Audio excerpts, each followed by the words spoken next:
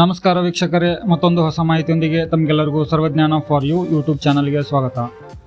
ಈ ವಿಡಿಯೋದಲ್ಲಿ Tata Motors commercial ವೆಹಿಕಲ್ಗಳ HSRP ನಂಬರ್ ಪ್ಲೇಟ್ಗಳನ್ನು ಯಾವ ಥರ ಬುಕ್ ಮಾಡೋದಂತ ಹೇಳಿ ನಾನು ನಿಮಗೆ ಈ ವಿಡಿಯೋದಲ್ಲಿ ತಿಳಿಸ್ಕೊಡ್ತಾ ಇದ್ದೀನಿ. ಯಾವುದೇ ಥರ ಟೈಮ್ ವೇಸ್ಟ್ ಮಾಡ್ದೇನೆ ಇಲ್ಲಿ ಕಾಣ್ತಾ ಇರುವಂಥ ಈ ಒಂದು ಫಾರ್ಮನ್ನು ಈ ಥರ ಫಿಲಪ್ ಮಾಡ್ಕೊಳ್ಳಿ, ಸಬ್ಮಿಟ್ ಮಾಡಿ. ನಂತರ ಇಲ್ಲಿ 4 ವೀಲರು 3 ವೀಲರು ಅಂತ ಇದೆ. ಕಮರ್ಷಿಯಲ್ ವೆಹಿಕಲ್ದು ಲಾಸ್ಟ್ ಆಪ್ಷನ್ ಇದೆ ನೋಡಿ, ಆ ಒಂದು ಆಪ್ಷನನ್ನು ಸೆಲೆಕ್ಟ್ ಮಾಡಿಕೊಂಡು ನಿಮ್ಮ ವೆಹಿಕಲ್ಲು ಯಾವ ಬ್ರ್ಯಾಂಡಿಂದು ಅನ್ನೋದನ್ನು ನೀವು ಸೆಲೆಕ್ಟ್ ಮಾಡ್ಕೊಳ್ಳಿ. ನಾನು ಇಲ್ಲಿ ತೋರಿಸ್ತಾ ಇರೋದು ಟಾಟಾ ಮೋಟರ್ಸ್ ಪ್ರೈವೇಟ್ ಲಿಮಿಟೆಡ್ ಇದು. ಸೊ ಹಾಗಾಗಿ ನಾನು ಟಾಟಾ ಮೋಟರ್ಸ್ ಲಿಮಿಟೆಡ್ ಅಂತ ಇದೆ ನೋಡಿ, ಈ ಒಂದು ಕಂಪನಿ ವೆಹಿಕಲ್ದು HSRP ನಂಬರ್ ಪ್ಲೇಟನ್ನು ಬುಕ್ ಮಾಡ್ತಾ ಇದ್ದೇನೆ. ಅದ್ರ ಮೇಲೆ ಕ್ಲಿಕ್ ಮಾಡಿದ ನಂತರ ಈ ಥರ ಒಂದು ನೆಕ್ಸ್ಟ್ ಪೇಜ್ ಓಪನ್ ಆಗುತ್ತೆ. ಇಲ್ಲಿ ಸ್ಟೇಟನ್ನು ಸೆಲೆಕ್ಟ್ ಮಾಡ್ಕೊಳ್ಳಿ, ನಿಮ್ಮ ಸ್ಟೇಟ್ ಯಾವುದಿದೆ ಅಂತೇಳಿ.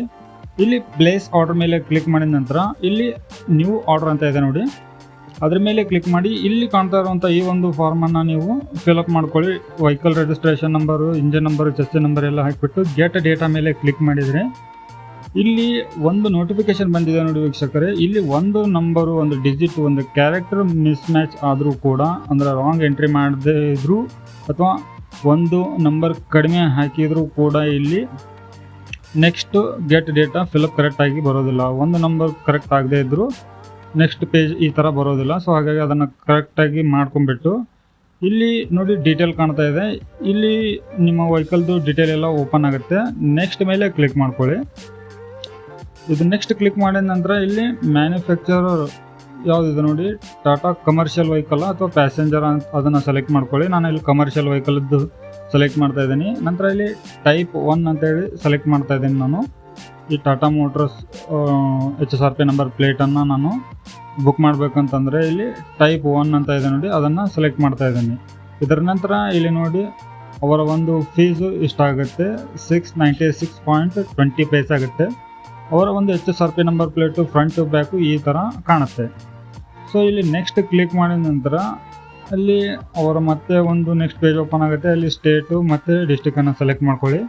ಇದರ ನಂತರ ಇಲ್ಲಿ ನೋಡಿ ನಿಮಗೆ ಡೇಟ್ ಕೂಡ ಮೆನ್ಷನ್ ಆಗಿಯೇ ಬಂದು ಬರುತ್ತೆ. ಅಲ್ಲಿಂದನೇ ನೆಕ್ಸ್ಟ್ ಮಂತಲ್ಲಿ ಬುಕ್ಕಿಂಗ್ ಚಾಲೂ ಆಗಿದೆ. ಸೊ ಇಲ್ಲಿ ಯಾವ ಒಂದು ಶೋರೂಮಿಗೆ ನಿಮ್ಮ HSRP ನಂಬರ್ ಫಿಟ್ಟಿಂಗ್ ಮಾಡ್ಕೊತೀರೋ ಅದನ್ನು ಇಲ್ಲಿ ನಿಮ್ಗೆ ತೋರಿಸ್ತಾ ಇದ್ದಾರೆ. ನಂತರ ಇಲ್ಲಿ 4ನೇ ತಾರೀಕು ಶೋ ಆಗಿತ್ತು ನನಗೆ ಫಿಟ್ಮೆಂಟ್ ಆಗುವಂಥ ಡೇಟು, ಆ ಡೇಟಿಗೆ ನಾನು ಬುಕ್ಕಿಂಗ್ ಮಾಡ್ತಾಯಿದ್ದೀನಿ. ಇಲ್ಲಿ ನೆಕ್ಸ್ಟ್ ಮೇಲೆ ಕ್ಲಿಕ್ ಮಾಡಬೇಕು.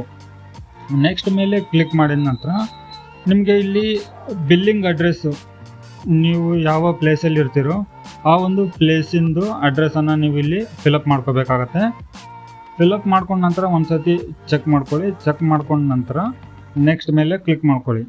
ನೆಕ್ಸ್ಟ್ ಮೇಲೆ ಕ್ಲಿಕ್ ಮಾಡಿದ ನಂತರ ಇಲ್ಲಿ ನಿಮ್ಮ ಡೀಟೇಲನ್ನು ಒಂದು ಸತಿ ಕ್ರಾಸ್ ವೆರಿಫಿಕೇಷನ್ ಮಾಡ್ಕೊಳ್ಳಿ.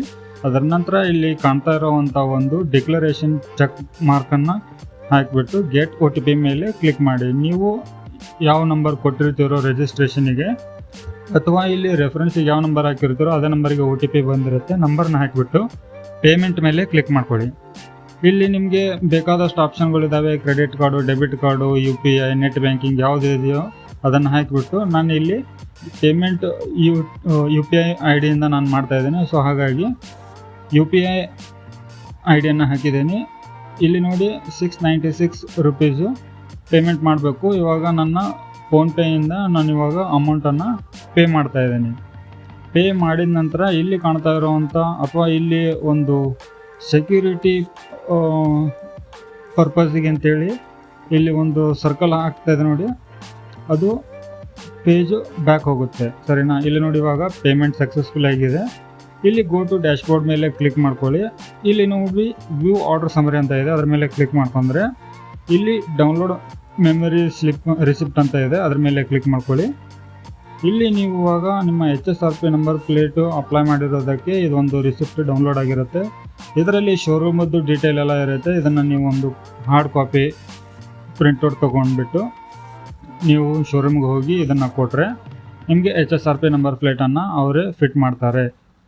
ನಂತರ ಒಂದು ಇಂಪಾರ್ಟೆಂಟ್ ಏನಂತಂದರೆ, ನೀವು ಶೋರೂಮ್ನಲ್ಲಿ ಯಾವುದೇ ಥರ ಒಂದು ರೂಪಾಯಿನೂ ಕೊಡೋ ಅಗತ್ಯ ಇರೋದಿಲ್ಲ, ಯಾಕಂದರೆ ಇಲ್ಲಿ ಆನ್ಲೈನಲ್ಲಿನೇ ನೀವು ಎಲ್ಲ ಪೇಮೆಂಟನ್ನು ಮಾಡಿಬಿಟ್ಟಿರ್ತೀರ. ಸೊ ಹಾಗಾಗಿ ಯಾರು ಫಿಟ್ಮೆಂಟಿಗೆ ಅಂತೇಳಿ ಪರ್ಟಿಕ್ಯುಲರ್ಲಿ ಯಾವುದೇ ಪೇಮೆಂಟನ್ನು ಕೊಡಬೇಡಿ. ನಂತರ ಈ ವಿಡಿಯೋ ನಿಮಗೆ ಉಪಯೋಗ ಆಗಿದೆ ಅಂತೇಳಿ ಅಂದ್ಕೊಂಡಿದ್ದೀನಿ. ಇಂಥ ನೆಕ್ಸ್ಟ್ ವಿಡಿಯೋಗಳು ನಿಮಗೆ ಬೇಕಾಯ್ತಂದರೆ ಚಾನಲ್ಗೆ ಸಬ್ಸ್ಕ್ರೈಬ್ ಮಾಡಿ ನೋಟಿಫಿಕೇಷನ್ ಬಟನ್ ಆನ್ ಮಾಡಿ ಇಟ್ಕೊಳ್ಳಿ. ನೆಕ್ಸ್ಟ್ ವಿಡಿಯೋದಲ್ಲಿ